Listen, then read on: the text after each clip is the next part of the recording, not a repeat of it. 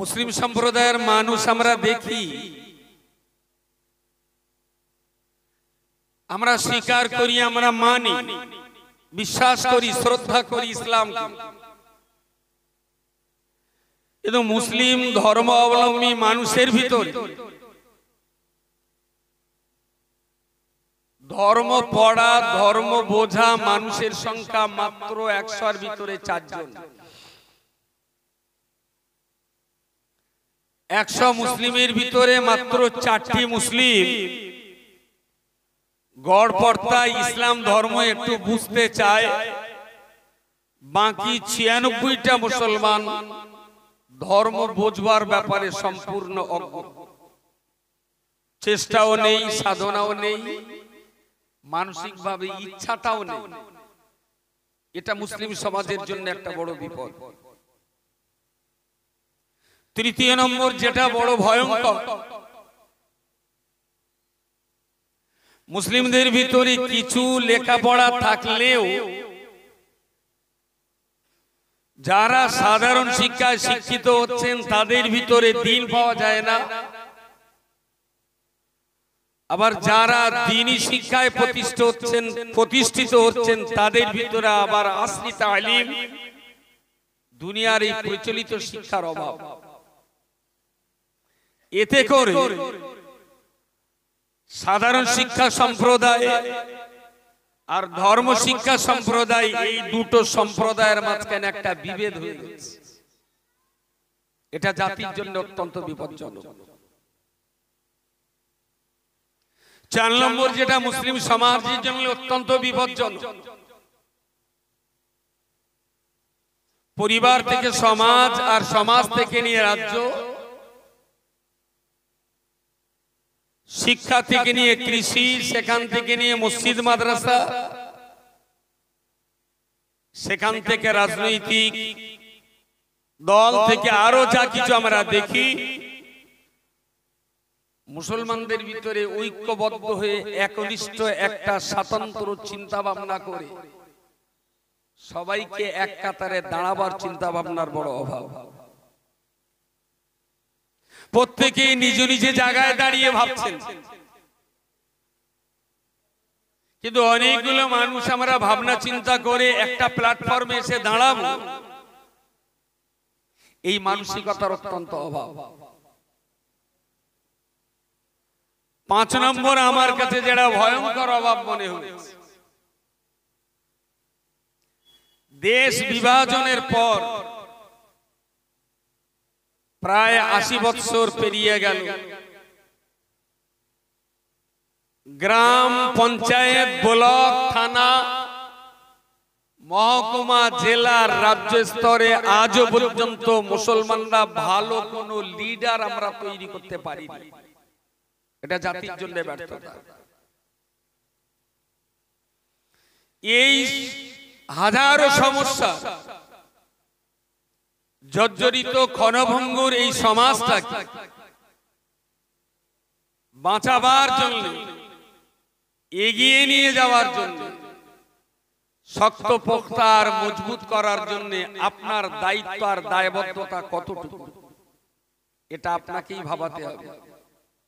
সম্ভবত আপনার পিছনে ভাবিয়ে দেওয়ার কেউ নেই। আমি জানি চুলোয় কাঠ দিলি সে তার আপন গতিতে জ্বলে, কিছু সময় জ্বলার পর একটা বড় লাঠি টাটি ওর ভেতরে দিয়ে একটু খুঁচড়ে দিয়ে ওলট পালট করে দেয়, লাঠিটারে কি বলে? চুলো নেই কোথাও আর আছে? ওই লাঠিটার কি বলে? ফিকে না করি। আপনার চুলোয় যে আগুনটা চেপে আছে, কেউ যে ওইটায় কাঠি মেরে একটু আগুনটাকে ঘুম ভাঙা দেবে, ফিকে নাকড়ির অভাব। তবে এখান থেকে 50 বছর পর ডিকশনারি থেকে ফিকে নাকড়ি মুছে যাবে, কারণ তখন আর থাকবে না, বাচ্চা কাচ্চারা আর বুঝবে না। এই কঠিন সমস্যার মাঝখানে অনেক আশা ভাবনা চিন্তা করে প্রেম, ভক্তি, মহব্বত, ভালোবাসায় আব্বার প্রাণের প্রতিষ্ঠান বৈকার আদর্শ হিফজুল কোরআন মাদ্রাসা ও বৈকার আদর্শ রহমানিয়া হাই মাদ্রাসায় এসেছে। প্রসঙ্গ তো আপনাকে ভাবতেই হবে, আপনি কি নিয়ে বাড়ি যাবেন। কিছু তো এখান থেকে নিয়ে যেতে হবে। কি নিয়ে যাবে? তাবাররুক, বলি তাবাররুক। চাল আপনার বাড়িও আছে, ডালও আপনার বাড়ি আছে। গিন্নির বললেই রাত্রি হয়তো খিচুড়ি হয়ে যেতে পারে। তাহলে তাবারুক নেওয়ার জন্য যদি কেউ বইকারা এসে থাকে তাহলে ভুল করেছেন। যে টাকা গাড়ি খরচা দিয়েছেন ওই টাকায় এক হাড়ি তাবারুক হয়ে যাবে। এখানে খরচ করে আসার প্রয়োজন ছিল না। আল্লাহ পাক রব্বুল আলামিন কোরআনুল কারীমের শুরুতেই তিনি বলেছেন, যালিকাল কিতাবু লা রাইবা ফীহি হুদাল লিল মুত্তাকিন। এই পৃথিবীর মনুষ্য জাতি, আমি আল্লাহ যে কিতাব আপনাদের তোমাদের জন্য দিয়েছি, এই কিতাব সম্পর্কে প্রথমেই আল্লাহ বলেছেন এই কিতাবটায় কোনো রকমের কোনো সন্দেহ নাই, একেবারেই নির্ভেজাল, একেবারেই খাঁটি। কোরআনে যেটাই আছে সেটাই সত্য, কোরআনে যেটাই আছে সেটাই জগতের জন্য কল্যাণকর। আমি আল্লাহ আমার কোরআনে যা কিছু তোমাদেরকে দিয়েছি এগুলো সবটাই তোমাদের জন্য লাভজনক। এই কোরআনে ক্ষতি থাকা তো দূরের কথা, এই কোরআনের দ্বারা মানুষের ক্ষতি হলেও হতে পারে, এই সন্দেহটা কখনো করা যায় না। ক্ষতি আছে এটা বলা যতটা অপরাধ, কেউ যদি ভাবে যে কোরআন মেনে চললে ক্ষতি হবে তার গ্যারান্টি নেই, তবে হলেও হতে পারে। কোরআনের প্রতি ক্ষতি আর বিপদের এই আশঙ্কা করাটাও ঈমান হারাদের কাজ। কোন ঈমানদার কোরআনকে এই সন্দেহটাও করে না। মিথ্যা বলা তো দূরের কথা, ক্ষতিকর বলা তো দূরের কথা, বিপজ্জনক বলা তো অনেক দূরের কথা। আল্লাহ বলেছেন যালিকাল কিতাবু লা রাইবা ফীহি, ক্ষতি মিথ্যা হওয়া না হওয়ার ব্যাপারে সন্দেহটাও কোরআনে কোনো জায়গা নেই। সুবহানাল্লাহ বলেন। তো যে কোরআনটা আমাদের কাছে এসেছে একেবারেই সন্দেহ মুক্ত আকার, যে কোরআনে কোনো সন্দেহ নেই। এই কথাটা বলার পরই আল্লাহ বললেন হুদান লিল মুত্তাকিন, যাতে বান্দার পরের কথাগুলো বিশ্বাস করতে আর কোনো কষ্ট না হয়। হুদান লিল মুত্তাকিন, এই কোরআন হলো মুত্তাকি পরেজগার বান্দাদের জন্য পথ প্রদর্শক, পথ দেখাবার দায়িত্ব কোরআনের। জোরে সোরে বলুন সুবহানাল্লাহ। আল্লাহ পাক রব্বুল আলামিন কোরআনের এই আয়াতের পরপরই মুত্তাকি কাকে বলবেন, পরেজগার কাকে বলবেন, খোদা ভীরু আপনি কাকে বলবেন, আল্লাহ পাক রব্বুল আলামিন মুত্তাকি পরেজগারিতার সংজ্ঞা দিয়ে বললেন আল্লাযীনা ইউমিনুনা বিল গায়বি। মুত্তাকি তাদের বলা যাবে যাদের এক নম্বর চরিত্র হলো তারা অদৃশ্যকে বিশ্বাস করে নেবে। আল্লাযীনা ইউমিনুনা বিল গায়বি ওয়া ইউকিমু যারা মুত্তাকির দ্বিতীয় নম্বর শর্ত হলো যারা 5 ওয়াক্ত নামাজ পড়বে। আল্লাযীনা ইউমিনুনা বিমা উনজিলা ইলাইকা ওয়া মা উনজিলা মিন ক্বাবলিক।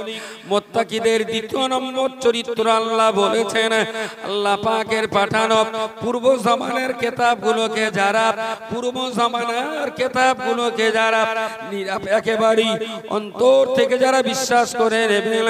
ওয়ামিম্মা রাযাকনাহুম ইনফিকুন। মুত্তাকির চতুর্থ নম্বর আল্লাহ গুণ বলেছেন আল্লাহ পাকের সেই সমস্ত বান্দা আল্লাহ তাদের যা রুটি রুজির রিজিক দান করেছেন তার একটা অংশ তার আল্লাহর পথে ব্যয় করবে। ও বান্দা মনে রাখতে হবে যালিকাল কিতাবুল লা রাইবা ফি। তারপরই বললেন হুদাল লিল মুত্তাকিন।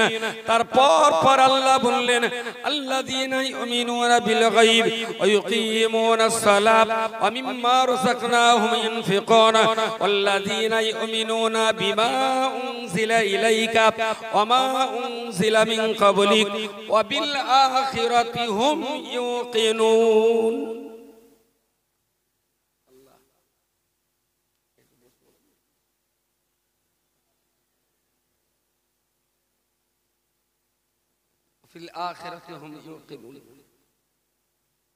প্রথমে বলেছেন কোরআনে সন্দেহ নেই।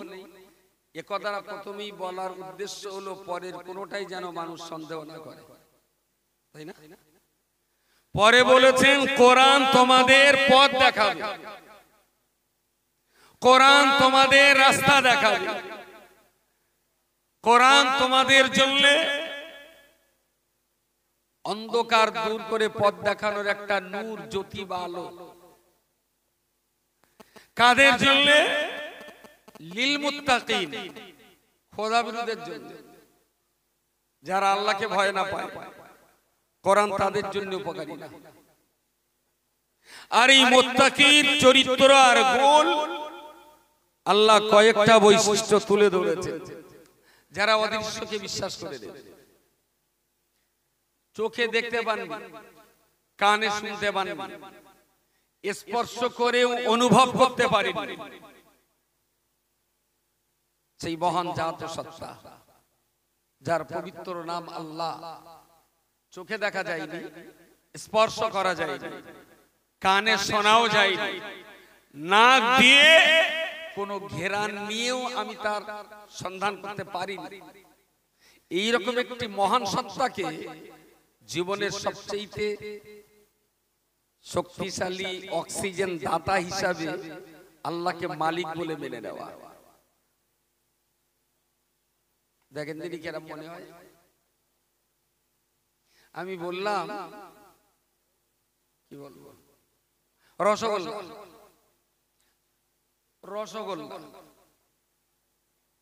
লম্বা পেনা না চ্যাপটা পেনা? কি আমি কি একবারও বলেছি গোল রসগোল্লা? আমি বলেছি রসগোল্লা, পাবলিক বললো চ্যাপটা মানে লম্বা মানে এটা গোল। Very good. আমি বললাম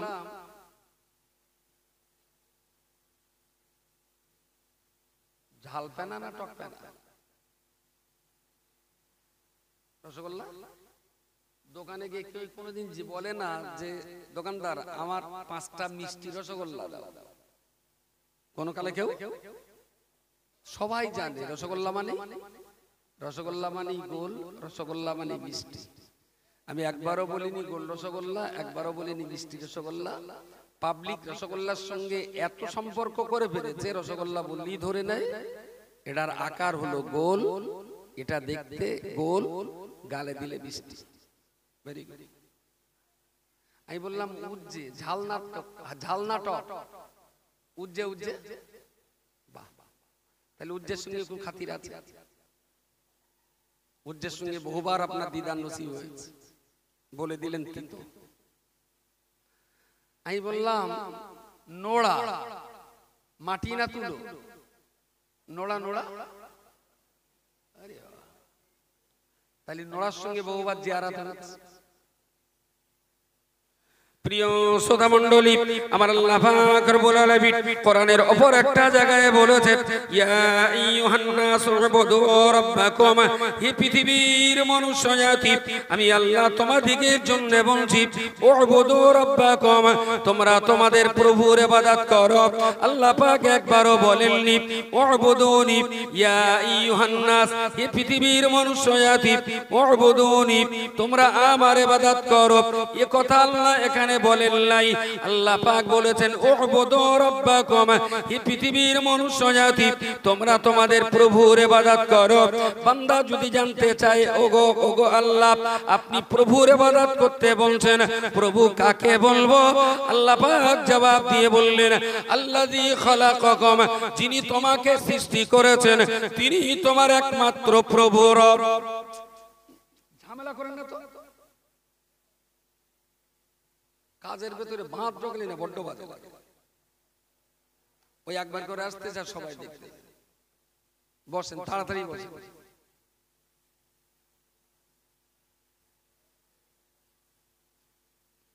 মনে করলাম এক পোষে কাটবো, তা সে যা পর এসতেছে দেখি ন্যাকড়া বাঁধা হয়ে যাবে না, ততক্ষণ কারো কাটা হবে। ভাই যারা দাঁড়িয়ে আছেন বসুন প্লিজ।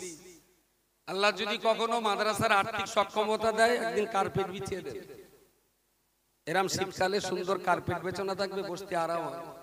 এখনো ততটা সক্ষমতা হয়নি, এখন যা চটা চুতি বসতে আর কিছু করার নেই। একটু ঠান্ডা লাগবে, তবে একবার একটুখানি বসলে স্যাঁকসা বানা লাগবে, তারপর ঠিক হয়ে যাবে। মিনিট 2-3 ভেতরে সেট আপ হয়ে যাবে। দাঁড়িয়ে না থেকে বসেন প্লিজ। তো আল্লাহ বান্দাদের বললেন ইয়া আইয়ুহান নাস উবুদু রাব্বাকুম, তোমরা তোমাদের প্রভুর ইবাদত করো। এক চান্সে তো বলে দিলি মিটিয়ে যেত যে তোমরা আমার ইবাদত করো। আল্লাহ বলেননি, বলেছেন প্রভুর ইবাদত করো।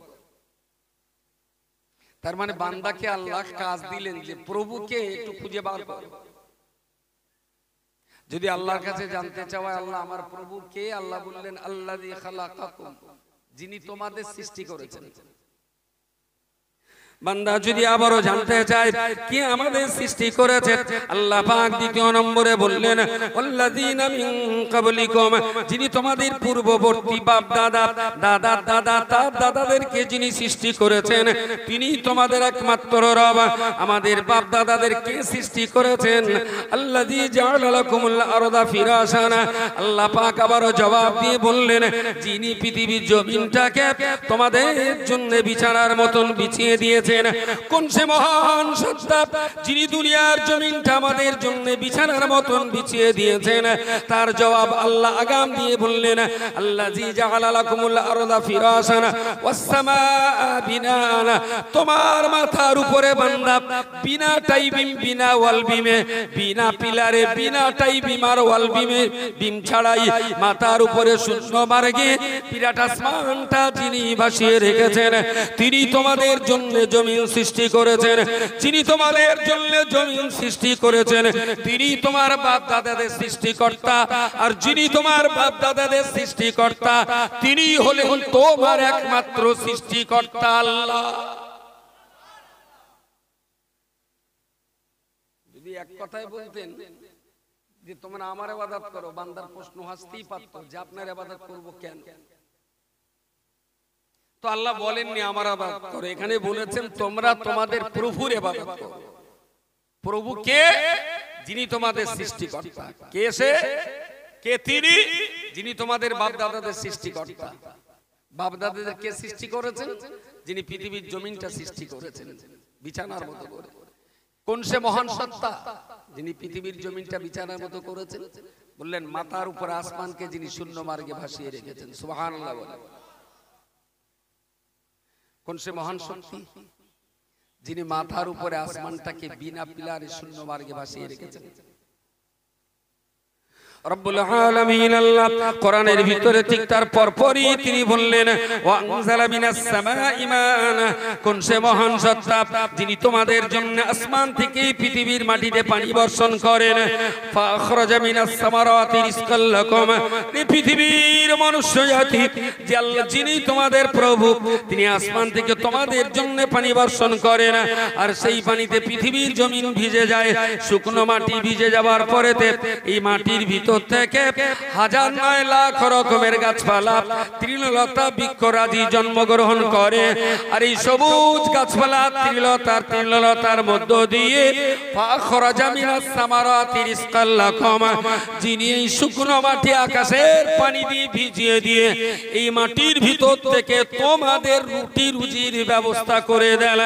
বান্দারে আমি আল্লাহ তোমাদিগের জন্য বলে দিলাম ফালা তাজআলু লিল্লাহি আন্দাদান জীবনে মরণে উত্থানে পতনে হাসিতে কান্নায় জরা বেদিতে স্বদেশে প্রবাসে জলে স্থলে জীবনে মরণে কোনো দিন যেন সেই মহান সত্তা আল্লাহর সঙ্গে বেঈমানি করবি না। সবটা করিস যেন এইটা করিস না।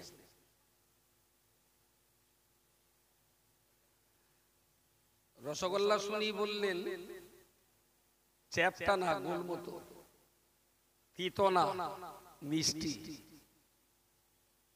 উজ্জে শুনি বললেন টকও না ঝালও না, ওটা তিতো। বলার সাথে সাথে এতগুলো ধারণা আপনার ভিতরে এসে গেল। আমি যে বলছি আলিফ লাম লাম হে আল্লাহ, এই আল্লাহ শব্দটা আপনার ভিতরে আসার পর কি উত্তর দেবেন যে কি রকম মনে হচ্ছে? এতে কেন রসগোল্লা বলার সঙ্গে সঙ্গে বললেন তো মিষ্টি। আমি তুর্যের নাম করে বলেছিলাম টক না ঝাল, আপনি বললেন না ওটা তিতো। ভালোই তো ঝটপট বলেছেন। আল্লাহ শব্দটা শোনার পর আপনার ভিতরে কি সাক্ষী বহন করছে? তার মানে রসগোল্লা নিয়ে যতটা পুজো হয়েছে আল্লাহকে নিয়ে এখন অতটা পুজো, উজ্জে নিয়ে যতটা ভাবনা চিন্তা হয়েছে তো এখন আল্লাহকে নিয়ে অতটা ভাবনা চিন্তা। প্রিয় শ্রোতা মণ্ডলী, মনে রাখুন হাদিস শরীফে রাসূলুল্লাহর ভাষায় বলতে হয় আল্লাহ পাকের গুণবাচক নাম, আল্লাহ পাকের গুণবাচক নাম 99টা গুণবাচক নাম। আল্লাহু লা ইলাহা ইল্লাহুর রহমানুর রহিম, আল মালিকুল কুদ্দুসুস সালামুল মুমিনুল মুহাইমিনুল আজিজুল জব্বারুল মুতাকাব্বির, আল খালিকুল বারিউল মুসাওবির, আল গফফারুল কাহ্হারুল ওয়াহ্হাবুর রাজ্জাক, আল ফাত্তাহুল আলিমুল কাবিদুল বাসিত, السميع البصير الحكم العدل اللطيف الخبير الحليم العليم المنদার। আল্লাহ পাক রব্বুল আলামিনের গুণবাচক 99টা নাম রয়েছে।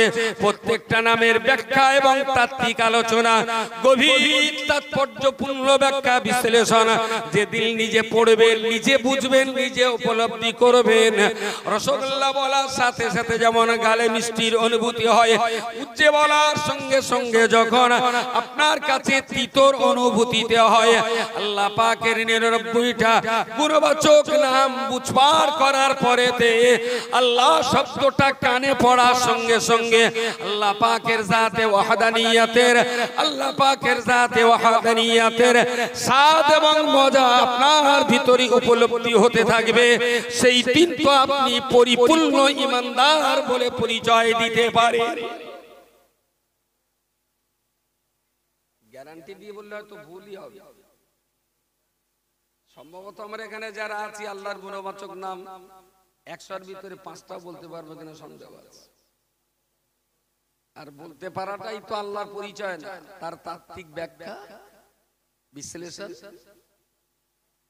তার গভীর তাৎপর্যপূর্ণ আলোচনা, এগুলো বুঝবেন তবে তো ভিতরে তিতো আর মিষ্টির অনুভূতি হবে। শুধু মুখে আল্লাহ বললেই হয় না। মুখে আল্লাহ যদি বললেই হয়ে যেত তাহলে মমতা ব্যানার্জি মুসলমান ভোট চাইতে প্রায় বলে লা ইলাহা ইল্লাল্লাহ মুহাম্মাদুর রাসূলুল্লাহ, প্রায় বলে না? তাহলে মরে গেলে কি জানাজা পড়বে? ওটা ঠিক, ওটা ঠিক ধর্মের কলমা না, ওটা হলো রাজনীতির কলমা। সবাই পড়ে, অনেকে পড়ে, আরো অনেকে পড়ে। আমি তো শুনে শুনে শুনে শুনে আমার মুখস্থ হয়ে গেছে হরে কৃষ্ণ হরে রাম রাম রাম হরে হরে, যারা ওই অষ্টম প্রহর করে। তার মুখে বললাম মানে আমি কি ইসলাম থেকে বেরিয়ে গেল? ইমানের জায়গাটা তো হেঁটোয় না মাথায়। ইমান কোথায় থাকে? পাশায়, হেঁটোয় না কবরে, কলবে থাকে।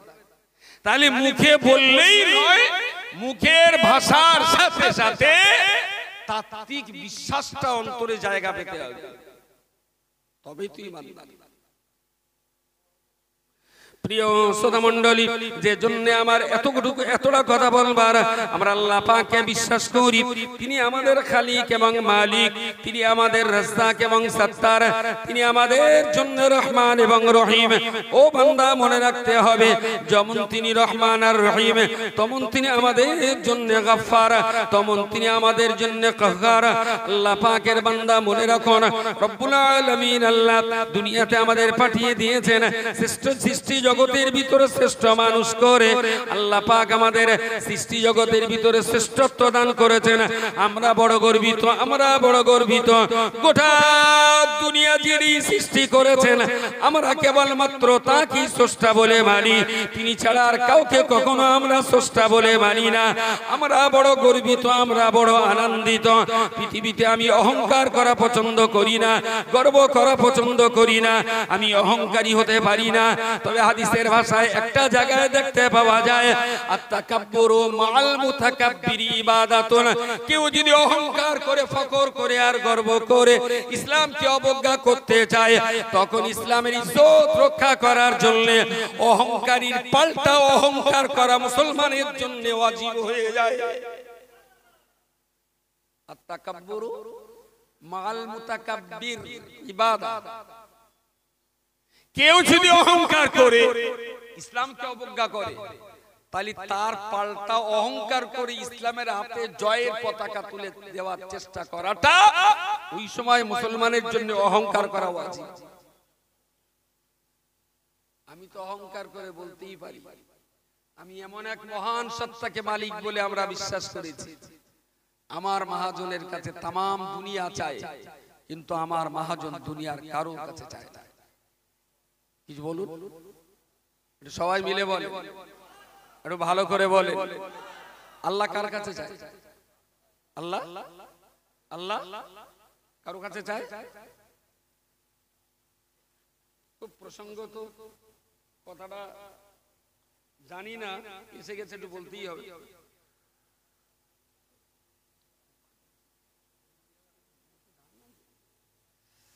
ওই ইন্নাল্লাহা ওয়া মালাইকাতাহু ইউসাল্লুনা আলান নাবিয়্যি ইয়া আইয়ুহাল্লাযীনা আমানু সাল্লু আলাইহি ওয়া সাল্লিমু তাসলিমা। অনেক নামি দামি জ্ঞানী মানুষকেও বলতে শুনেছি, একেবারে যে অজ্ঞ তারা তা না, আল্লাহ তাদেরও জ্ঞান দিয়েছেন, বলতে শুনেছি।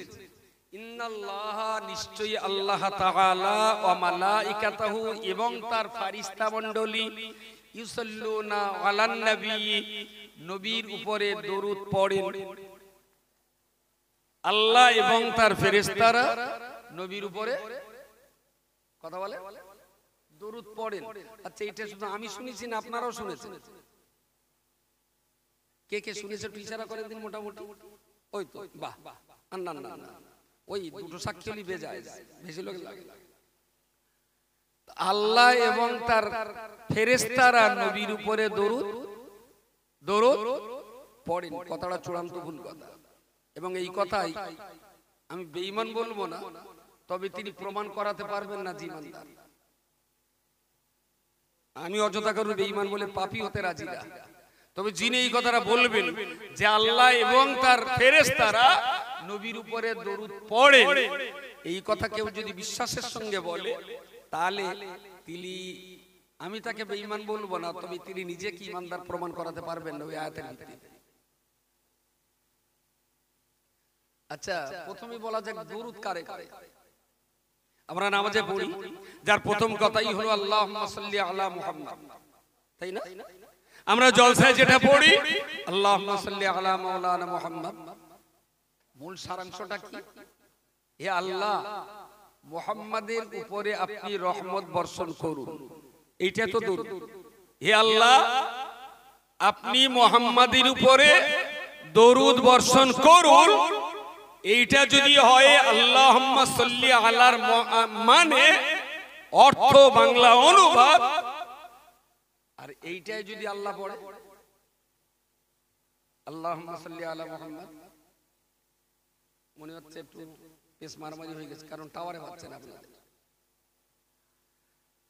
আমরা যে দরুদটা পড়ি, আল্লাহুম্মা সাল্লি আলা সাইয়্যিদিনা মাওলানা মুহাম্মদ ওয়া আলা আলি সাইয়্যিদিনা মাওলানা মুহাম্মদ, আল্লাহুম্মা সাল্লি আলা সাইয়্যিদিনা, হে আল্লাহ আপনি রহমত বর্ষণ করুন আমাদের সরদার, আমাদের নেতা হযরত মুহাম্মদ সাল্লাল্লাহু আলাইহি ওয়াসাল্লামের উপরে। এইটা তো দরুদ শরীফ নাকি? নামাজেও পড়ি, তাই জলসাতেও পড়ি, নামাজ কালাম শেষে জিকির আজকার করার সময় দরুদ পড়ি, সেটা আল্লাহুম্মা সাল্লি আলা মুহাম্মদ, হে আল্লাহ আপনি মুহাম্মাদের উপরে দরুদ, মুহাম্মাদের উপরে জোরে বলেন রহমত বর্ষণ করুন। আচ্ছা, হে আল্লাহ আপনি মুহাম্মাদের উপরে রহমত বর্ষণ করুন, আল্লাহ যদি ঠিক বলে, আল্লাহ যদি এইটাই বলে, তাহলে তো প্রমাণ হয় আল্লাহর উপরে আরেকটা আল্লাহ আছে। এই আল্লাহটা আর একটা আল্লাহর কাছে চাচ্ছে যে আল্লাহ মুহাম্মাদের উপরে রহমত দান করো। আল্লাহ কি কখনো এটা করতে পারে? তাহলে কেউ যদি মনে করে যে এই আল্লাহটা আর একটা আল্লাহর কাছে জমিন নবীর জন্য রহমত চায়, তাহলে ঈমান ঈমান আমি বেঈমান বলবো না, তো আপনি প্রমাণ করুন কি করে ঈমান থাকে। কিন্তু ব্যাপারটা ব্যাপক প্রচলিত, ধর্মসভার স্টেজে আজও ব্যাপক প্রচলিত যে আল্লাহ এবং তার ফেরেশতারা নবীর উপরে দরুদ পড়ে। আরে ফেরেশতারা নবীর উপরে দরুদ পড়েন মানে ফেরেশতারা আল্লাহর কাছে নবীর জন্য রহমত চান। আল্লাহ কার কাছে রহমত চাইবে? আল্লাহর কোনো চাওয়ার জায়গা? আল্লাহ তো কারোর কাছে চায় না। ফেরেশতারা নবীর উপরে রহমত বর্ষণের জন্য আল্লাহর কাছে রহমত চায়। আল্লাহ সরাসরি গোটা পৃথিবীর কেউ যদি নাও বলে, তবুও আল্লাহ তার নবীর প্রতি অবিরাম দ্বারা রহমত বর্ষণ করেই চলেছেন। জোরে সোরে বলুন সুবহানাল্লাহ সুবহানাল্লাহ। ইন্নাল্লাহ, নিশ্চয়ই আল্লাহ নবীর উপরে রহমত বর্ষণ করেন। ফেরেশতা মণ্ডলী নবীর উপরে রহমতের জন্য আল্লাহর কাছে দোয়া চান। আয়াতের আসল বাংলা সারমর্মটা এইরকম, কিন্তু বলতে বলে বসেন যে আল্লাহ দুরূদ পড়ে, আল্লাহ নবীর উপরে দুরূদ পড়ে। প্রিয় শ্রোতা মণ্ডলী, প্রসঙ্গত কথাটা বলি ফেললাম, সঙ্গে আর একটা কথা বলতে পারি। আমরা যখন একে অপরের সঙ্গে দেখাশোনা করি, আমরা যখন একজন আর একজনকে সাক্ষাৎ করি, তখন রাসূলুল্লাহ বলেছেন দুইজন মুসলমানের ভিতরে কয়েকটি আদর্শ থাকা উচিত। তার ভিতরে একটা আদর্শ হলো যখনই দুইজনের সঙ্গে সাক্ষাৎ হবে, একজন অপরজনকে সালাম করবে। সালামটা যে যত আগে করতে পারে তত ভালো, তাই না? সালাম। তো আসসালামু আলাইকুম রাহমাতুল্লাহ, আমি আপনার জন্য দোয়া করলাম যে আল্লাহ আপনার উপরে শান্তি দান করুন, রহমত দান করুন। ভালো। আচ্ছা, নবী পাক যখন প্রিয় রাসূল সাল্লাল্লাহু আলাইহি ওয়াসাল্লাম যখন মিরাজে গিয়েছিলেন, কথাবার্তা আগে কে বলেছিলেন, আল্লাহ না নবী? বলেন বলেন। এই তো রসগোল্লা বললি তো চট করে বললেন, চ্যাপ্টা না লম্বা না গোলবে না, এখন চুপচাপ থাকলে তো হবে না। মিরাজে আল্লাহ এবং রাসূলের সঙ্গে কথাবার্তা হয়েছে। এই কথোপকথনে প্রথম কথা কে বলেছিল? প্রথম আমার চাচা বলেছেন আল্লাহ। চাচিরা কি বলে দেখি? প্রথম কথা কে বলে? কোচি তোমাদের তো আর ওরা ওদের জিজ্ঞেস করা মানে পাপ। ও পাটি একটু বলে দেবে। ও আসসালামু আলাইকুম, মাশাআল্লাহ মাশাআল্লাহ।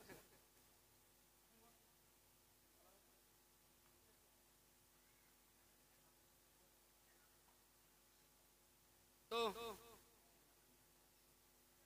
মিরাজের রাত্রিবেলাতে আল্লাহ যখন নবীকে ডেকে নিলেন, প্রথম কথাটা শুরু করলেন রাসূলুল্লাহ, শুরু করলেন কি দিয়ে? আত-তাহিয়াতু লিল্লাহি ওয়াস সালাওয়াত আত-তাইয়্যিবাত। তারপরে আল্লাহ নবীকে বললেন আসসালামু আলাইকা আইয়ুহান নাবিয়্যু ওয়া রাহমাতুল্লাহি ওয়া বারাকাতুহু।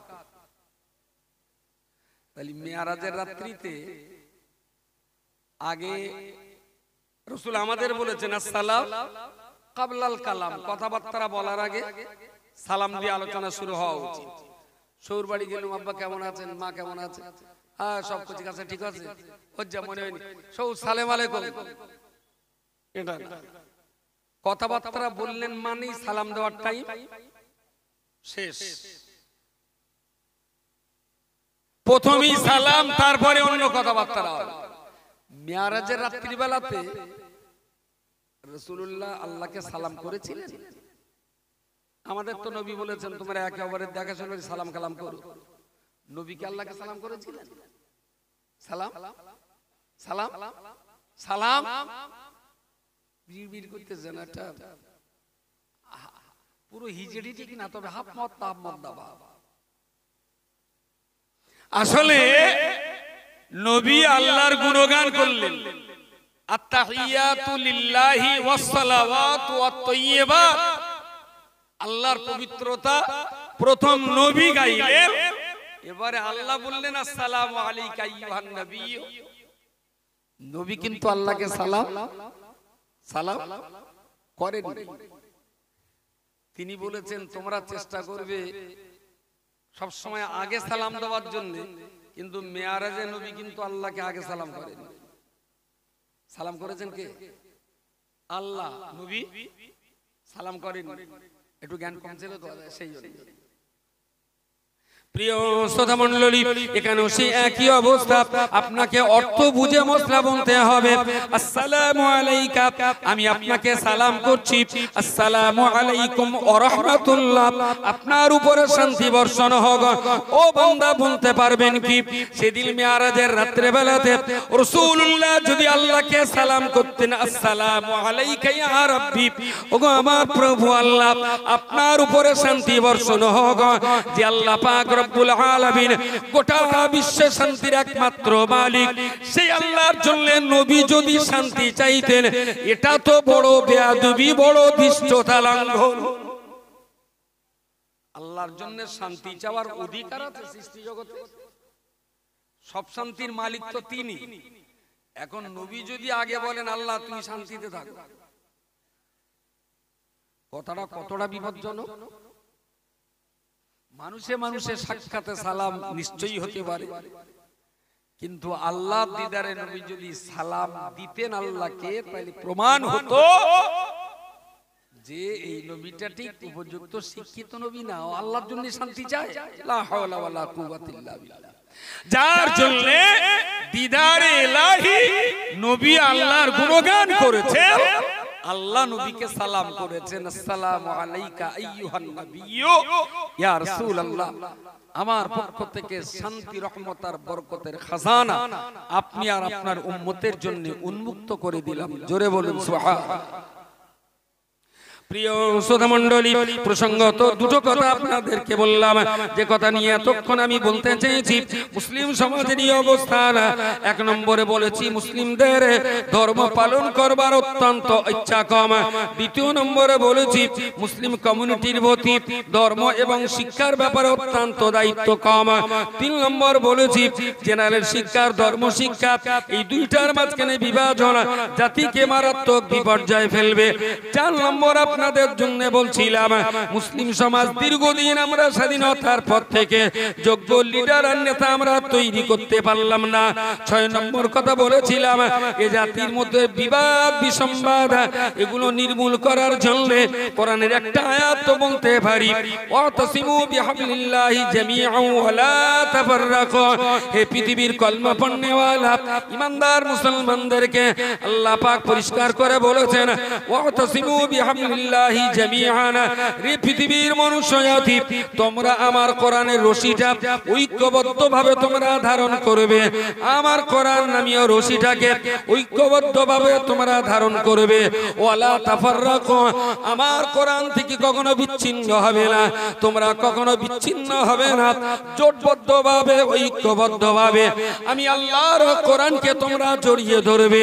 নবী আমার হাদিস শরীফে বলেছেন, তারাকতু ফীকুম আমরাইনি, ও বাবা সাহেব, আমি দুনিয়া ছেড়ে চলে যাব। আমি দুনিয়া ছেড়ে যাবার পূর্বে তোমাদের জন্য দুটো জিনিস রেখে গেলাম।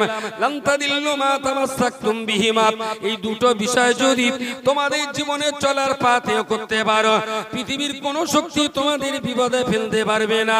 কিতাবুল্লাহ ওয়া সুন্নতি, নবী বললেন এই দুইটার প্রথম নাম্বার হলো আল্লাহ পাকের কালাম কোরআনুল কারীম, আর দ্বিতীয় নম্বর হলো আমি মুহাম্মাদুর রাসূলুল্লাহ, আমার আদর্শ, আমার সুন্নাত তোমাদের জন্য রেখে গেলাম। আল্লাহর বাণী আর আমার আদর্শ, এই দুটো যদি জীবনে আঁকড়ে ধরতে পারো, পৃথিবীর কেউ তোমাদের কখনো বিপদ মুসিবতে ফেলতে পারে না। জোরে সরে বলুন সুবহানাল্লাহ।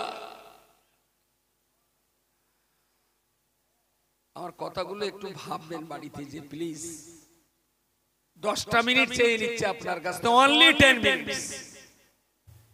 মুফতি সাহেব জিকির করিয়েছেন, প্রায় 1.5 ঘন্টার সময় জিকিরের ফজিলত, জিকির করবার নিয়ম কানুন জেনে বুঝে আপনি লাগাতার 45 মিনিট সময় প্রায় আপনি আল্লাহকে ডেকেছেন। কখনো আল্লাহ আল্লাহ করেছেন, কখনো লা ইলাহা ইল্লাল্লাহ বলেছেন, কখনো এক নবী ইসবাতের জিকির, কখনো এক জরবি জিকির, কখনো তওবার মুরাকাবা সুন্দর করেছেন। আমি বলছি আমার এই কথাগুলো নিয়ে বাড়ি যে একটু ফিকির করবেন। ফিকির ফিকির চিন্তা, গবেষণা, রিসার্চ, ভাবনা। যালিকুম খায়রুল লাকুম ইন কুনতুম তাআলামুন। কোরআনে কথা আল্লাহ বলেছেন লাআল্লাহুম ইয়াতাফাক্কারুন বা লাআল্লাকুম তাতাফাক্কারুন। এটা তোমাদের জন্য খুব কল্যাণকর, খুব দামি। যদি তোমরা ভাবুক হও, যদি তোমরা চিন্তাশীল হও, যদি তোমরা ফিকির করো, গবেষণা করো, তাহলে এই জ্ঞানগুলো তোমাদের জন্য খুব কল্যাণকর। আমি আপনাকে ফিকির করার জন্য অনুরোধ করছি যে জাতির এই ক্ষণভঙ্গুর দুঃখ দুর্দশার মাঝে আপনিও এই সমাজের একটা ছোট্ট প্রাণী হিসাবে আপনি জাতিকে কি দিতে পারেন, বা টেনে তোলার জন্য আপনার কি শক্তি ব্যয় করতে পারেন, ভাবনাটা আপনাকে ভাবতে হবে। প্রিয় শ্রোতা মণ্ডলী, মনে রাখুন আল্লাহ পাকের নবী মুহাম্মদুর রাসূলুল্লাহ সাল্লাল্লাহু আলাইহি ওয়াসাল্লাম এই কোরআন আসার পূর্বে 3 বছরের অধিক কাল তিনি গারে হেরায় বসে আল্লাহর কাছে সাধনা করছিলেন। আল্লাহ কোন কায়দায় মানুষের মত ছাড়ানো যাবে, কোন রাস্তায় মানুষকে বিপদগামী থেকে সুপথগামী করা যাবে, কোন পথ অবলম্বন করলে মানুষদেরকে জাহান্নাম থেকে বাঁচিয়ে জান্নাতের পথ দেখানো যাবে, কোন রাস্তা অবলম্বন করলে জেনাবে বিচারীদেরকে জেনার হাত থেকে রক্ষা পাইয়ে জান্নাতের পথ ধরিয়ে দেওয়া যাবে, কোন পথ অবলম্বন করলে শিশু হত্যা, নরহত্যা, যুদ্ধ বিগ্রহ, হিংসা, জিজ্ঞাসা এসব কিছুকে বন্ধ করা যাবে। আল্লাহর কাছে নবী আমার একাগ্র চিত্তে জাবালে নূরের গারে হেরায় বসে বসে 3 বছরের অধিক কাল ধরে ভাবনা চিন্তা করার পরে রমজান মাসের 27 তারিখে আল্লাহ পাকের ফেরেশতা জিবরিল আল্লাহর নির্দেশে গারে হেরায় জাবালে নূরের গারে হেরায় পৌঁছে গেলেন। রাসূলুল্লাহ সামনে দাঁড়িয়ে বললেন ইকরা, ও নবী আপনি পড়ুন। নবী বললেন মা আনা বিকারিন, আমি পড়তে জানি না। জিবরিল নবী দুটো হাত তুলে সোজা দাঁড় করিয়ে নিজের বুকের সঙ্গে চেপে ধরে ছেড়ে দিয়ে বললেন ইকরা। নবী দ্বিতীয়বারের জন্য বললেন মা আনা বিকারিন, আমি পড়তে জানি না। জিবরিল তৃতীয়বার আবার বুকে চাপ দিয়ে ছেড়ে দিয়ে বললেন ইকরা। নবী আবার বললেন পড়তে জানি না। আল্লাহর ফেরেশতা জিবরিল তৃতীয়বারের জন্য বুকে চাপ দিয়ে ছেড়ে দিয়ে বললেন ইকরা। নবী মুহাম্মদুর রাসূলুল্লাহকে 3 বার বুকে চাপ দেওয়া আর 4 বার নির্দেশ দেওয়ার পরে বিশ্ব নবী মুহাম্মদুর রাসূলুল্লাহ ইকরা বিসমি রাব্বিকাল্লাযী খালাক, খালাকাল ইনসানা মিন আলাক, ইকরা ওয়া রাব্বুকাল আকরাম আল্লাযী আল্লামা বিল কলম, আল্লামাল ইনসানা মা লাম ইয়ালাম। আল্লাহ পাকের জিবরিল আল্লাহর কাছ থেকে কোরআন শোনালেন। রাসূলুল্লাহকে 4 বার বলা আর 3 বার বুকে চাপ দেবার বিনিময়ে নবী মুহাম্মদুর রাসূলুল্লাহ সাল্লাল্লাহু আলাইহি ওয়াসাল্লাম কোরআন পড়তে শিখে গেলেন। আল্লাহ পাক বুঝিয়ে দিলেন ইয়া রাসূলুল্লাহ, আপনি মদ মুক্ত সমাজ গড়বার স্বপ্ন দেখেন, আপনি চুরি মুক্ত সমাজ গড়বার স্বপ্ন দেখেন, জেনাবে না বিচার মুক্ত সমাজ গড়বার স্বপ্ন দেখেন, শান্তি রহমত আর বরকতের সমাজ গড়বার স্বপ্ন দেখেন, আপনার যত রকমের চাহিদা থাক না কেন সমস্ত চাহিদার দাওয়াই ইকরার ভিতরে দিয়ে দিলাম। শুধু পড়তে বলুন, আপনি পড়ুন, আপনার হতদরিদ্র এই জাতিটাকে পড়তে বলুন।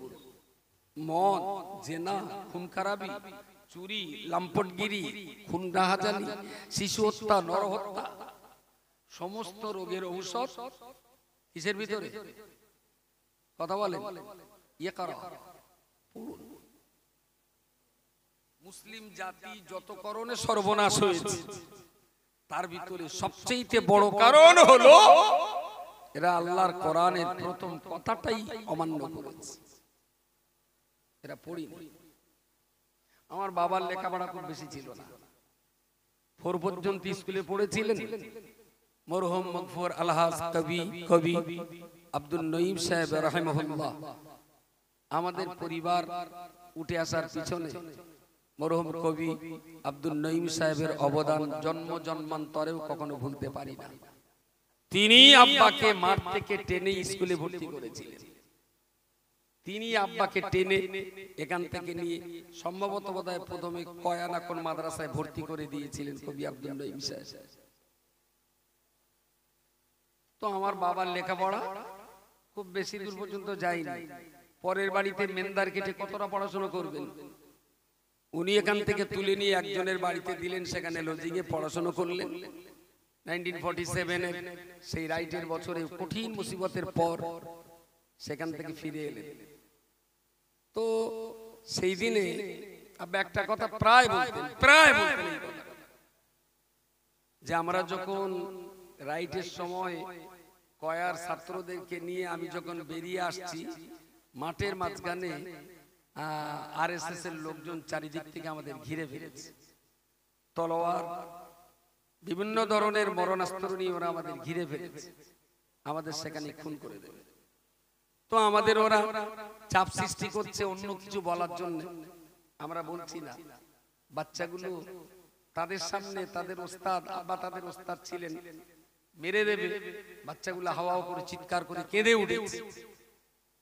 চিৎকারের আওয়াজে আশপাশের লোকজনের সংবাদ তুলে, যেমন গোবরডাঙ্গার সেজেবাবু আব্বার কাছ থেকে যেটা শুনেছে, সেজেবাবুর বাড়ির লোকজনও শুনতে পেয়েছে।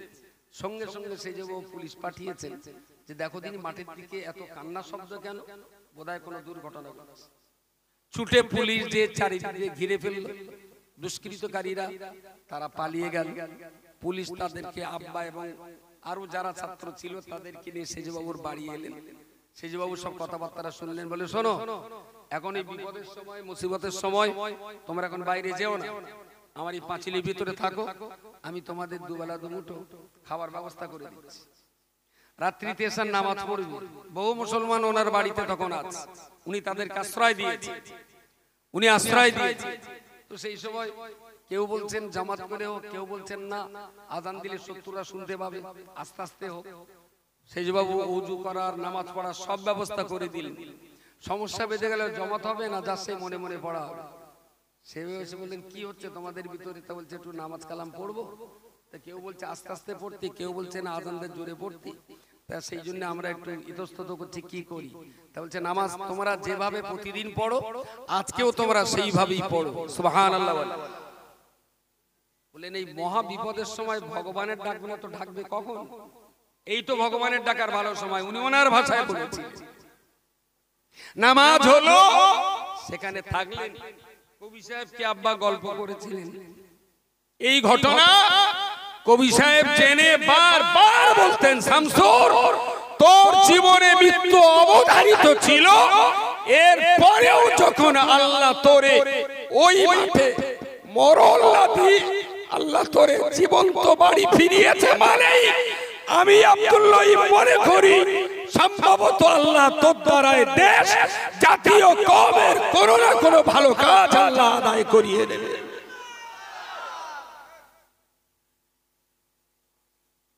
ছোট বয়সে যখন পড়ার জীবনে বিভিন্ন জায়গায় যেতাম, আব্বা কখনো 10 টাকা কখনো 5 টাকা দিতেন। চৈতে মাদ্রাসায় তখন পড়ি, কাঁটা কাঁটা করতাম। বু বলতেন তোদের 10 টাকা দিচ্ছে, তোদের ভালো খাওয়া ভালো পড়ার, এতেও তোর পোষায় না। তোর বাবা যখন দক্ষিণ বরুণী মাদ্রাসায় পড়তে যেত, আমি মাত্র 2 টাকা দিতাম।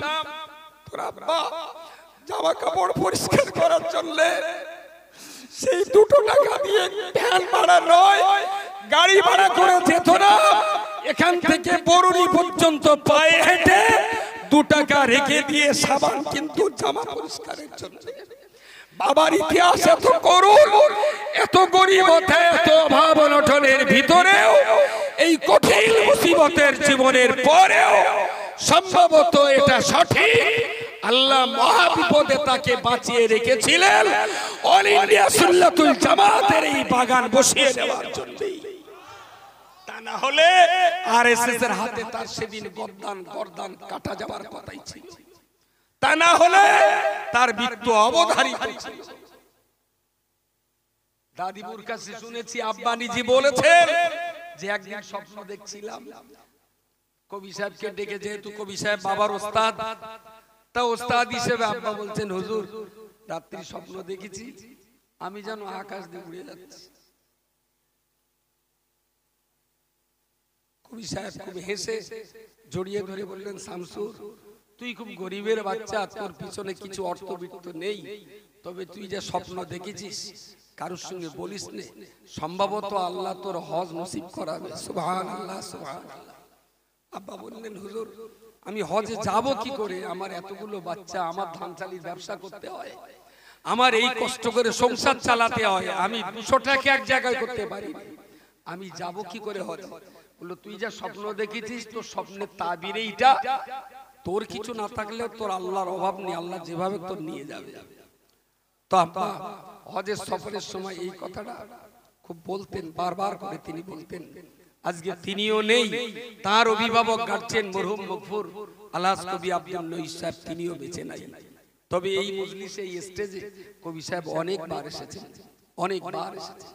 আল্লাহ যেন এই দুইটা মানুষকে জান্নাতুল ফিরদাউসের উচ্চ মাকাম নসিব করেন, বলুন আল্লাহুম্মা আমিন। আমি আপনাদের কাছে সর্বশেষ বলতে চাইছি, আব্বা দুনিয়া ছেড়ে বিদায় হয়ে গেছেন। সমাজে কাজ করার জন্য বিরাট লেখাপড়া লাগে বলে আমার মনে হয় না। সমাজে কাজ করার জন্য অনেক লম্বা চওড়া দেহ থাকার প্রয়োজন হয় না। সমাজ উন্নয়নের কাজের জন্য বিরাট বড় পণ্ডিত হওয়ার প্রয়োজন হয় না। তার উৎকৃষ্ট দৃষ্টান্ত পৃথিবীর ইতিহাসে অনেক রয়েছে।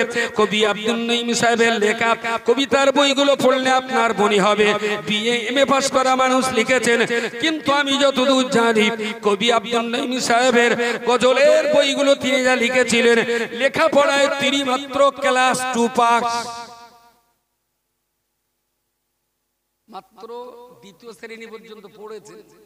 কিন্তু তার বইগুলো পড়লে আপনার মনে হবে যে বাংলা ভাষায় অন্তত এমএ না করলে এই ভাষা খুঁজে পাওয়া যায় না। অসম্ভব রকমের সুন্দর কিতাব লিখেছেন। তারই যোগ্য সন্তান মনে করি, তারই যোগ্য শিষ্য ছাত্র যাইবা আপনি বলেন মরহুম আব্বাজি, তিনি দুনিয়া ছেড়ে বিদায় গ্রহণ করেছেন।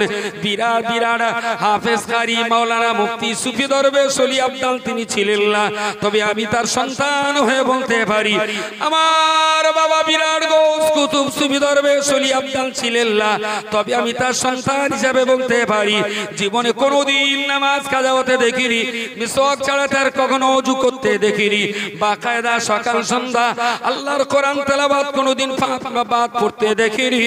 আমি আমার বাবাকে সচক্ষে যেটা দেখেছি, মাঠের পচা বলে পাট ধোয়ার কাজ করেছেন, মুখে তিনি কোরআন তেলাওয়াত করেছেন, মাঠে নাঙল চষেছেন, গরুর পিছনে নাঙল ধরে ধরে কোরআন তেলাওয়াত করেছেন, তিনি সংসারের কাজ কাম করেছেন, মুখে তিনি কোরআন তেলাওয়াত করেছেন, ঝাঁটার কাটি চেঁচে চেঁচে আলাদা করবেন, গুনগুন করে কোরআন তেলাওয়াত করে তিনি মায়ের হাতে কাজ কাম করে দিতে দেখেছি।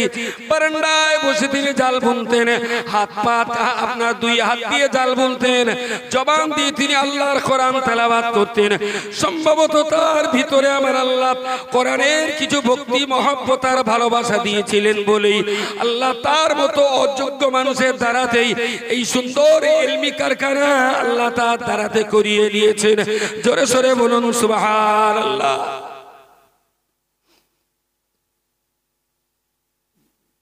বিরাট বড় কাজ করতে গেলে যে বিরাট বড় শিক্ষিত হতে হয় আমার তা মনে হয়। অল্প লেখাপড়া শিখেও ইচ্ছা থাকলে, মানুষের কল্যাণের ইচ্ছা থাকলেও অল্প লেখাপড়া শিখেও মানুষের উপকার করা যায়। অধিক শিক্ষা নিয়ে অনেক রিসার্চ করা যায়, পণ্ডিত হওয়া যায়, তারা অনেক অনেক কাজ করেন। কিন্তু সমাজের কাজ করতে গেলে যে বিরাট লেখাপড়া না শিখলে কাজ করা যায় না, আমার তা মনে হয়। তার উৎকৃষ্ট উদাহরণ মরহুম হাফেজ শামসুর রহমান, অস্বীকার করার জায়গা নেই। তিনি 4 পাস, কোরআনটা মুখস্থ করেছিলেন, বাকি তার সম্বল ছিল বসিয়াট হুজুরের কিতাব। আব্বা দুপুরে কি রাত্রি শুয়েছেন, কিন্তু হাতে হুজুরের একটা বই নেই। আমার এই 51 বছর বয়স, আব্বা চলে গেছেন 3 বছর। 48 বছরের ভিতরে যতদিন বাড়ি ছিলাম আর বুদ্ধি হয়েছে, একটা দিনও দেখিনি যে আব্বা শুয়ে পড়েছেন অথচ হাতে বই নেই। আমি আপনাদের বলছি, শামসুর রহমান সাহেবের প্রতিষ্ঠিত মাদ্রাসায় এসেছেন, তার কাছ থেকে অন্তত একটা সুন্নতকে নিয়ে যান, যে শুয়ে পড়ে 2 লাইন কিতাব পড়ে ঘুমাবো, মোবাইলটা বালিশের তলায় রেখে দিয়ে। আমি শেষ কথা বলছি আপনাদের, এতক্ষণ যে বিষয়ের উপরে আলোচনা করেছি তার শেষ কথা বলার, বৈকারা আদর্শ হিফজুল কোরআন মাদ্রাসা প্রথম শুরু হয়েছিল মরহুম মকফুর তরফদার চাচার বাড়ি, সেখানেই শুরু মক্তব হিসাবে। তারপরে এই জায়গাটা দান করেছিলেন তারাগুনিয়া নিবাসী মরহুম মকফুর আলহাজ সুরত আলী বাজ। আল্লাহ পাক তার কবরকে জান্নাতের ফুল আর নূর দিয়ে গুলজার করে দেন। বলুন আল্লাহুম্মা আমিন। একটু জোরে বলেন আল্লাহুম্মা আমিন। তিনি আব্বার সঙ্গে 1300 বাংলা 90 সালে হজে ছিলেন। ওখানেই যে কাবার চত্বরে বসে বলল, শামসুর ভাই তুমি তো একটা মুক্তপানা করেছো, তা বইকারে আমার শ্বশুর বাড়ি, ওকে আমার একটু জায়গা আছে, তাহলে তোমার মাদ্রাসার জন্য আমি জায়গাটা দেব। তাহলে বাড়ি এসে উনি লিখে দিয়েছেন, ওনার বাড়ি থেকে এই জায়গায় আব্বার জায়গা ছিল না, কিন্তু ইচ্ছা ছিল, কেউ বারান্দা দিলেন, সেখানে শুরু হলো। ইচ্ছা ছিল। আল্লাহ পাক রব্বুল আলামিন কোরআনুল কারীমের শুরুতেই তিনি বলেছেন, যালিকাল কিতাবু লা রাইবা ফীহি হুদাল লিল মুত্তাকিন। এই পৃথিবীর মনুষ্য জাতি, আমি আল্লাহ যে কিতাব আপনাদের তোমাদের জন্য দিয়েছি, এই কিতাব সম্পর্কে প্রথমেই আল্লাহ বলেছেন এই কিতাবটায় কোনো রকমের কোনো সন্দেহ নাই, একেবারেই নির্ভেজাল, একেবারেই খাঁটি। কোরআনে যেটাই আছে সেটাই সত্য, কোরআনে যেটাই আছে সেটাই জগতের জন্য কল্যাণকর। আমি আল্লাহ আমার কোরআনে যা কিছু তোমাদেরকে দিয়েছি এগুলো সবটাই তোমাদের জন্য লাভজনক। এই কোরআনে ক্ষতি থাকা তো দূরের কথা, এ কোরআনের দ্বারায় মানুষের ক্ষতি হলেও হতে পারে, এই সন্দেহটা কখনো করা যায় না। ক্ষতি আছে এটা বলা যতটা অপরাধ, কেউ যদি ভাবে যে কোরআন মেনে চললে ক্ষতি হবে তার গ্যারান্টি নেই, তবে হলেও হতে পারে। কোরআনের প্রতি ক্ষতি আর বিপদের এই আশঙ্কা করাটাও ঈমান হারাদের কাজ। কোন ঈমানদার কোরআনকে এই সন্দেহটাও করে না। মিথ্যা বলা তো দূরের কথা, ক্ষতিকর বলা তো দূরের কথা, বিপজ্জনক বলা তো অনেক দূরের কথা। আল্লাহ বলেছেন যালিকাল কিতাবু লা রাইবা ফীহি, ক্ষতি মিথ্যা হওয়া না হওয়ার ব্যাপারে সন্দেহটাও কোরআনে কোনো জায়গা নেই। সুবহানাল্লাহ বলেন। তো যে কোরআনটা আমাদের কাছে এসেছে একেবারেই সন্দেহ মুক্ত আকার, যে কোরআনে কোনো সন্দেহ নেই। এই কথাটা বলার পরই আল্লাহ বললেন হুদান লিল মুত্তাকিন, যাতে বান্দার পরের কথাগুলো বিশ্বাস করতে আর কোনো কষ্ট না হয়। হুদান লিল মুত্তাকিন, এই কোরআন হলো মুত্তাকি পরেজগার বান্দাদের জন্য পথ প্রদর্শক, পথ দেখাবার দায়িত্ব কোরআনের। জোরে সোরে বলুন সুবহানাল্লাহ। আল্লাহ পাক রব্বুল আলামিন কোরআনের এই আয়াতের পরপরই মুত্তাকি কাকে বলবেন, পরেজগার কাকে বলবেন, খোদাভীরু আপনি কাকে বলবেন, আল্লাহ পাক রব্বুল আলামিন মুত্তাকি পরেজগারিতার সংজ্ঞা দিয়ে বললেন আল্লাযীনা ইউমিনুনা বিল গায়ব। মুত্তাকি তাদের বলা যাবে যাদের এক নম্বর চরিত্র হলো তারা অদৃশ্যকে বিশ্বাস করে নেবে। আল্লাযীনা ইউমিনুনা বিল গায়ব ওয়া ইউকিমুনাস সালাতা, যারা মুত্তাকির দ্বিতীয় নম্বর শর্ত হলো যারা পাঁচ ওয়াক্ত নামাজ পড়বে। আল্লাযীনা ইউমিনুনা বিমা উনজিলা ইলাইকা ওয়া মা উনজিলা মিন ক্বাবলিক। মুত্তাকিদের দ্বিতীয় নম্বর চরিত্র আল্লাহ বলেছেন আল্লাহ পাকের পাঠানো পূর্ব জামানার কিতাবগুলোকে যারা একেবারেই অন্তর থেকে যারা বিশ্বাস করে নেবেন। ওয়া মিম্মা রাযাকনাহুম ইনফিকুন। মুত্তাকির চতুর্থ নম্বর আল্লাহ গুণ বলেছেন আল্লাহ পাকের সেই সমস্ত বান্দা আল্লাহ তাদের যা রুটি রুজি রিজিক দান করেছেন তার একটা অংশ তারা আল্লাহর পথে ব্যয় করবে। ও বান্দা মনে রাখতে হবে যালিকাল কিতাবু লা রাইবা ফি। তারপরই বললেন হুদাল লিল মুত্তাকিন। তারপর আল্লাহ বললেন আল্লাযীনা ইউমিনুনা বিল গায়ব ওয়া ইউকিমুনাস সালাত ওয়া মিম্মা রাযাকনাহুম ইনফিকুন ওয়াল্লাযীনা ইউমিনুনা বিমা উনজিলা ইলাইকা ওয়া মা উনজিলা মিন ক্বাবলিক ওয়া বিল আখিরাতি হুম ইউকিনুন।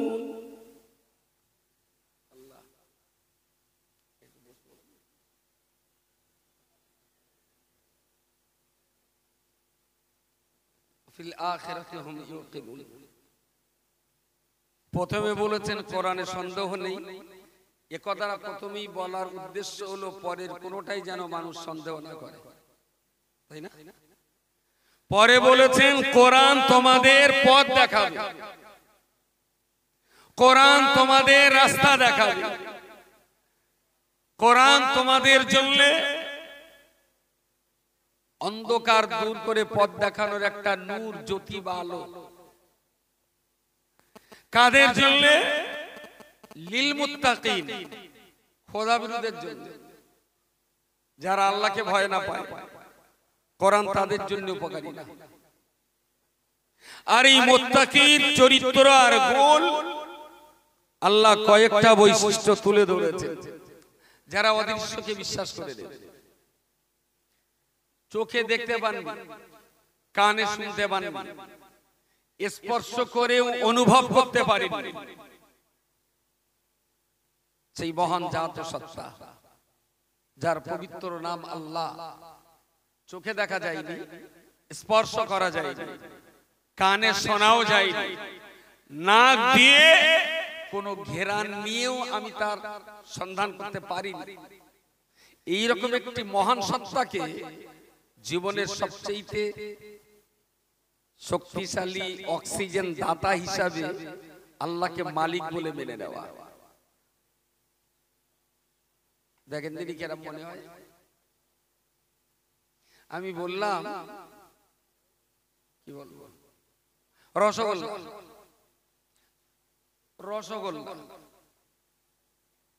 লম্বা পেনা না চ্যাপটা পেনা? কি আমি কি একবারও বলেছি গোল রসগোল্লা? আমি বলেছি রসগোল্লা, পাবলিক বললো চ্যাপটা মানে লম্বা মানে এটা গোল। Very good. আমি বললাম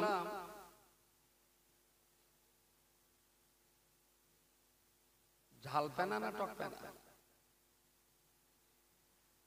রসগোল্লা।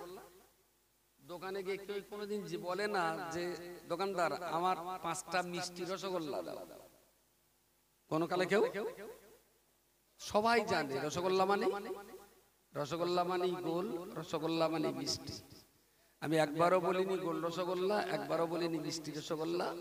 পাবলিক রসগোল্লার সঙ্গে এত সম্পর্ক করে ফেলেছে, রসগোল্লা বললেই ধরে নেয় এটার আকার হলো গোল, এটা দেখতে গোল, গালে দিলে মিষ্টি।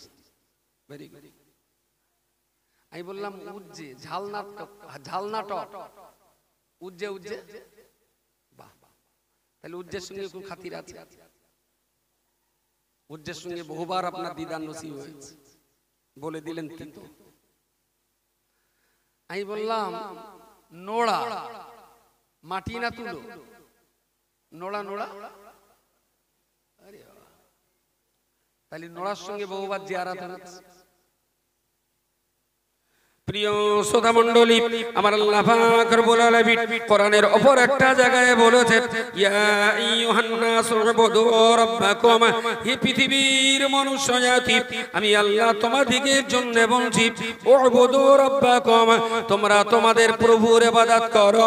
আল্লাহ পাক একবারও বলেননি উবুদুনি, ইয়া আইয়ুহান নাস, হে পৃথিবীর মনুষ্য জাতি, উবুদুনি, তোমরা আমার ইবাদত করো। এই কথা আল্লাহ এখানে বলেন নাই। আল্লাহ পাক বলেছেন উবুদু রাব্বাকুম, হে পৃথিবীর মনুষ্য জাতি, তোমরা তোমাদের প্রভুর ইবাদত করো। বান্দা যদি জানতে চায়, ওগো ওগো আল্লাহ, আপনি প্রভুর ইবাদত করতে বলছেন, প্রভু কাকে বলবো? আল্লাহ পাক জবাব দিয়ে বললেন, আল্লাযী খালাকাকুম, যিনি তোমাকে সৃষ্টি করেছেন, তিনি তোমার একমাত্র প্রভু। রব, ঝামেলা করেন না তো, কাজের ভেতরে বাঁধ ঢোকলে না বড্ড বাজে লাগে। ওই একবার করে আসতে চায় সবাই দেখতে। বসেন, তাড়াতাড়ি বসেন।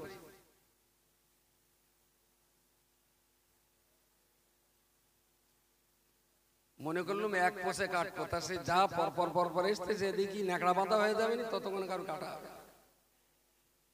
ভাই যারা দাঁড়িয়ে আছেন বসুন প্লিজ। আল্লাহ যদি কখনো মাদ্রাসার আর্থিক সক্ষমতা দেয়, একদিন কার্পেট বিছিয়ে দেবে। এরম শীতকালে সুন্দর কার্পেট বেছানো থাকবে, বসতে আরাম হয়। এখনো ততটা সক্ষমতা হয়নি। এখন যা চটা চুতি বসতে আর কিছু করার নেই।